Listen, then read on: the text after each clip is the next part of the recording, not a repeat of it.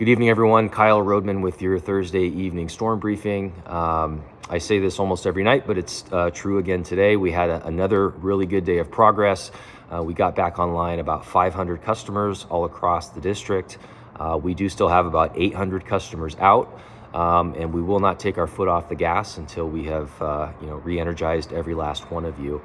I am very heartened by the progress, though, despite the difficult restorations that we're engaged in here, whether it's climbing poles, getting across waterways, building roads, all of the hard work that goes into this. We are still moving those numbers every single day, and it's because of the hard work of this staff, and it's because of all the mutual aid that we've been able to secure.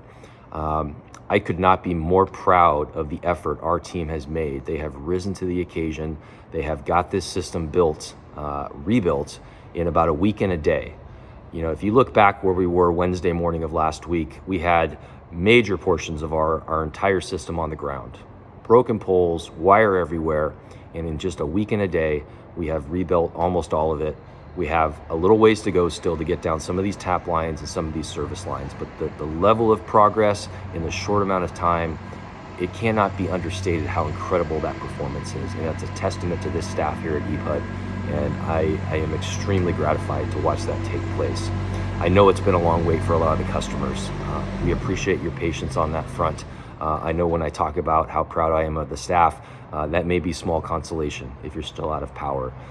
But I really hope everyone can appreciate the massive effort that went into this. And if you're not in power yet, you will be very soon because of all that hard work that's occurring.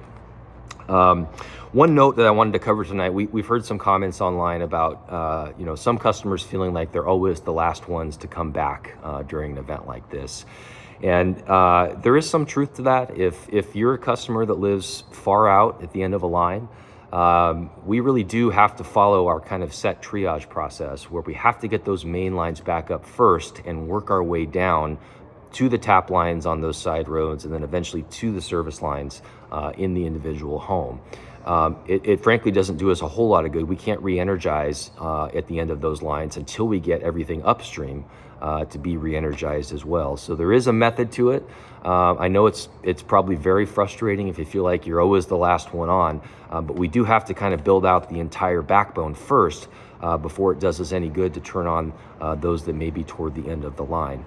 I can totally get how if you see a truck in the neighborhood and we dry off, it feels like we forgot about you or we're not choosing to prioritize you. But please know we do have a set process. We do have a team of professionals here that do this and have hundreds of years of experience dealing with storm events like this. I believe they have served you very well, even if it feels like it's taken longer than it should. I would reiterate that this level of storm damage is unlike anything we've ever seen. We are certainly going to evaluate whether this is becoming a trend of some type, but even compared to 2019, the damage and the devastation we saw during this storm was many multiples of anything that we've ever seen on this system. These poles and these wires have stood largely in the same location for the past 80 years. We've certainly replaced the materials over that time, but the system itself has been around for decades and decades, and never before have we seen it knocked down like it was during this ice storm. So we'll have plenty of time for analysis to determine, what is our long-term strategy, given that, well, that happened, and is that a one-time occurrence? Is this going to keep going? And if so, how do we pivot in our investments, in our strategy?